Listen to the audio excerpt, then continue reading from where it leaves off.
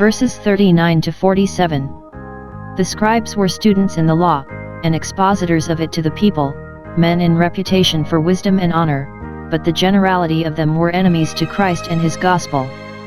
Now here we have some of them attending him, and 4 things we have in these verses concerning them, which we had before. We have them here commending the reply which Christ made to the Sadducees concerning the resurrection. Certain of the scribes said, Master, thou hast well said. v. 39. Christ had the testimony of his adversaries that he said well, and therefore the scribes were his enemies because he would not conform to the traditions of the elders, but yet when he vindicated the fundamental practices of religion, and appeared in the defense of them, even the scribes commended his performance, and owned that he said well. Many that call themselves Christians come short even of this spirit. 2. We have them here struck with an awe of Christ, and of his wisdom and authority. v. 40. They durst not ask him any questions at all, because they say that he was too hard for all that contended with him. His own disciples, though weak, yet, being willing to receive his doctrine, durst ask him any question, but the Sadducees, who contradicted and cavilled at his doctrine, durst ask him none. 3. We have them here puzzled and run aground with a question concerning the Messiah. v. 41.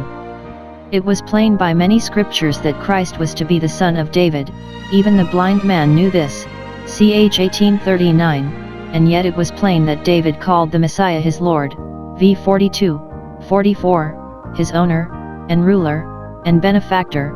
The Lord said to my Lord. God said it to the Messiah, PS 110:1. Now if he be his son, why doth he call him his Lord? If he be his Lord, why do we call him his son? This he left them to consider of, but they could not reconcile this seeming contradiction. Thanks be to God, we can, that Christ, as God, was David's Lord, but Christ, as man, was David's son. He was both the root and the offspring of David, Revelation 22:16. By his human nature he was the offspring of David, a branch of his family. By his divine nature he was the root of David, from whom he had his being and life, and all the supplies of grace. 4.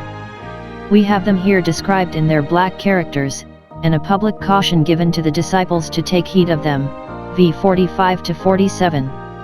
This we had, just as it is here, Mk 12:38, and more largely Mt 23.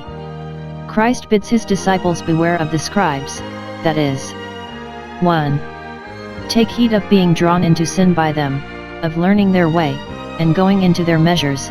Beware of such a spirit as they are governed by. Be not you such in the Christian church as they are in the Jewish church. 2. Take heed of being brought into trouble by them, in the same sense that he had said, Mt 10:17, Beware of men, for they will deliver you up to the councils.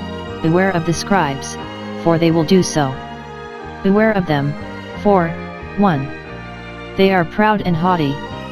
They desire to walk about the streets in long robes, as those that are above business, for men of business went with their loins girt up, and as those that take state, and take place. Sedent armatogai let arms yield to the gown. They loved in their hearts to have people make their obeisance to them in the markets, that many might see what respect was paid them, and were very proud of the precedency that was given them in all places of concourse. They loved the highest seats in the synagogues and the chief rooms at feasts, and, when they were placed in them, looked upon themselves with great conceit and upon all about them with great contempt. I sit as a queen. 2. They are covetous and oppressive, and make their religion a cloak and cover for crime. They devour widows' houses, get their estates into their hands, and then by some trick or other make them their own, or they live upon them, and eat up what they have, and widows are an easy prey to them, because they are apt to be deluded by their specious pretenses. For a show they make long prayers, perhaps long prayers with the widows when they are in sorrow, as if they had not only a piteous but a pious concern for them, and thus endeavor to ingratiate themselves with them, and get their money and effects into their hands. Such devout men may surely be trusted with untold gold, but they will give such an account of it as they think fit.